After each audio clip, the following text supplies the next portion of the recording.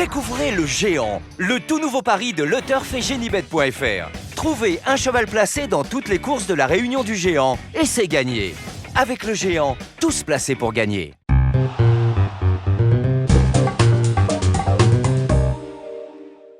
Bonjour à tous et bienvenue sur Paris Turf TV pour votre émission reçue 5 sur 5. Aujourd'hui, pour m'accompagner, je reçois Alexandre de Koopman. Bonjour Alexandre. Bonjour Lucie, bonjour à tous. On va s'intéresser aujourd'hui à l'événement de ce samedi à Vincennes. C'est le Prix de Brest, un groupe 3 sur les 2850 mètres de la grande piste. Pour des chevaux de 6 à 10 ans, il y a 2 échelons de départ et ils sont 16 partants. On est vraiment chanceux, c'est un beau plateau. Oui, c'est toujours un des gros quintés en tout cas du meeting d'hiver.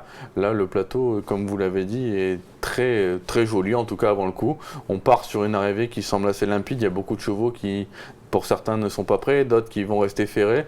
Donc ça se résume à 9-10 chevaux en tout cas pour les combinaisons. Arrivée limpide, eh bien on va écouter votre sélection. Alors, le numéro 8, Altesse du Mirel, le numéro 13, Uraines, le 3, Dante Bocco, le 14, Ultimate du Rib, le numéro 9, Amazon AM, le numéro 12, Tagada, le 2, Osirai de Griffe et enfin le numéro 6, Aliénor de Gaudrel. On va donc évoquer votre favorite, c'est le 8 Altesse du Mirel qui a été lauréate sur ce tracé, c'était le 2 janvier, donc c'était le prix de Bar-le-Duc et elle le faisait plutôt bien devant Viking Va Bene et Aliénor de Gaudrel. Oui, c'est vrai que là on le voit, lutte avec Viking Va Bene, c'est pas n'importe qui quand même. Viking Va Bene, un pensionnaire de Fabrice Soulois qui auparavant avait battu comme Spécial S. La ligne est vraiment excellente. Cette Altesse du Mirel a vraiment franchi un cap depuis que Pierre Vercruysse lui a enlevé les 4 fers. La première fois, elle est battue par Alderman, elle a marché 12-6 sur les 2007 de la grande piste. La dernière fois, c'était une course pas très sélective, mais les 500 derniers mètres ont été faits sur une vitesse un peu folle. Là, c'est son dernier bel engagement du meeting. Après, son mentor va la laisser tranquille. Sur une pointe, je pense qu'elle peut encore battre tout le monde. Très bien. Juste derrière, vous classez le 13 Your Highness, à qui on peut vraiment rien reprocher depuis son arrivée en France. C'est vrai, Your Highness, 4 sorties en France, 3 victoires et une 3e place. Les 3 victoires, c'était à chaque fois sur des 2100 mètres. Maintenant, le coup, elle a été battue sur les 2007 de la grande piste. Ce jour-là, elle courait de façon un peu rapprochée. Et en plus, elle s'était retrouvée le nez au vent. Malgré tout, voilà, si ça avait été 2100 mètres, j'aurais dit penalty, je l'aurais mise en tête. Là, j'ai quand même un tout petit doute sur la distance, raison pour laquelle je ne l'ai pas mis en pole position, mais c'est une base incontournable. Oui, l'hésitation est permise entre les deux. Oui, bien sûr. Eh bien, on va écouter les propos de Franck Nivard, qui s'est confié à Christophe Meyer. C'est une base très solide, on l'écoute. Franck Nivard, pour ce qui est de Uraines, samedi, on peut dire qu'elle est vraiment irréprochable depuis son arrivée en France. C'est une super jument, elle fait toutes ses courses, elle est tout le temps à l'arrivée. Donc normalement c'est une bonne chance, elle part en tête, c'est un bon engagement. Je pense qu'elle devrait en profiter au moins pour les premières places. Bon, elle a couru 4 fois en France, 3 victoires sur 2100, une 3e place sur les 2007. Ouais, elle avait couru qu'une fois 2007, j'avais pas eu le bon parcours, j'étais 2 nez au vent. Et c'était un bon chat, c'était Quick Fix qui gagnait. Donc, et elle courait à 8 jours en plus. En plus, elle courait un peu rapprochée. Donc voilà. Je pense que là, elle devrait bien courir. Normalement, c'est une bonne chance, quoi. C'est un coup sûr à l'arrivée. Nos doutes sur la distance sont un peu balayés. Oui, tout à fait. On n'a pas de véritable doute. Après, voilà, je pense que 2100 mètres, elle peut se permettre d'être à donner au vent. Peut-être que sur 2007, elle ne peut pas. Maintenant, voilà, on met ça sur tous nos tickets et puis on fonce. 3e, vous rachetez le numéro 3 Dante Bocco qui a vraiment déçu la dernière fois. C'est vrai, c'était un échec avec Adrien Colgini. Alors, j'ai rien contre son pilote, mais c'est vrai que je pense qu'il lui faut un pilote comme Dominique Lecneux. Là, ce sera Eric Raffin qui lui tire du train. C'est un cheval qui marche 12 à tous les voyages sur les 2007 de la grande piste. La dernière fois, on n'a pas compris. C'est vrai que ça marchait 14. Finalement, on s'est dit, tiens, ça allait peut-être pas assez vite pour lui.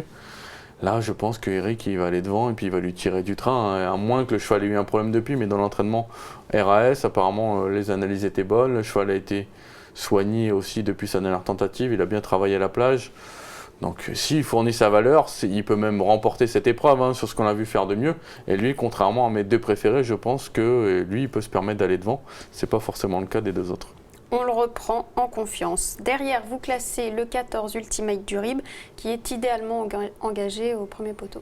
C'est vrai qu'en début de meeting, il m'avait un peu déçu, mais j'ai l'impression que le cheval monte en puissance finalement au fil des sorties. D'ailleurs, comme l'ensemble des Joël Allais et des Jean-Louis Claude d'Hersoir, ils sont pas rentré très bien dans l'hiver et puis au fil des semaines je trouve qu'il s'est de mieux en mieux. L'engagement idéal, la dernière fois il est 3e de Uraines Et il y avait Val Royal devant lui, donc il n'a pas à rougir. Et en plus, il s'est retrouvé également le nez au vent, un peu de bonheur. Donc là, le rallongement de la distance, ça ne va pas le déranger. Non, je pense qu'il a sa place, en tout cas, parmi le quintet gagnant. Eh bien, c'est exactement ce que pense son entraîneur Joël Allais, qui s'est confié à Arnaud Lecomte. Et une bonne course est attendue pour son pensionnaire. On l'écoute. Ah oui, bon, la course est ouverte, hein. Ils font un bon parcours et puis il devrait bien courir. Sa condition vous paraît toujours optimale? Le cheval de condition, il est bien, il a travaillé ce matin, il était bien. Et là, on peut le voir jouer un premier rôle. J'ai pas fait le papier de la course, j'ai pas trop regardé, mais j'attends une bonne course de la part du cheval. Le cheval est bien, on le met dans le quintet forcément. Ouais, non, bah, je pense que voilà, les 4 premiers, ceux-là, je pense qu'on va les voir sur bon nombre de tickets et avec raison, j'espère. Et enfin, en 5e, donc peut-être un coup de poker, c'est le 9 Amazon AM qu'on n'a pas encore vu en France. C'est vrai, donc elle débute sur notre sol. J'ai regardé un peu ses lignes suédoises. Elle a battu à plusieurs reprises Uraines. Elle a également des lignes avec Backfire. Les longues distances, ça n'a pas l'air de la déranger. J'ai également vu des chronos intéressants sur les longs parcours. Bon, ses dernières tentatives n'étaient pas excellentes. Maintenant, elle était ferrée à chaque fois. Là, elle est déférée des 4 pieds. Dominique Lecneux lui a associé.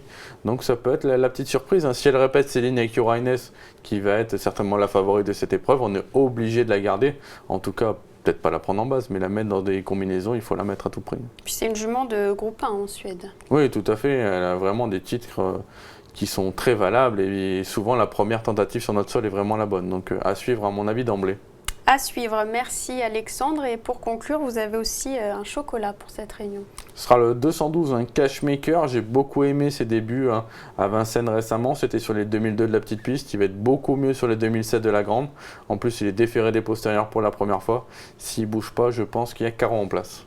Eh bien, c'est assez simple tout ça. On va faire un 5-5 et on joue le 212. Merci Alexandre. Merci. Demain, vous retrouverez Philippe Thévenon et Emmanuel Ballot. Bon jeu à tous, à très bientôt. Au revoir. Au revoir.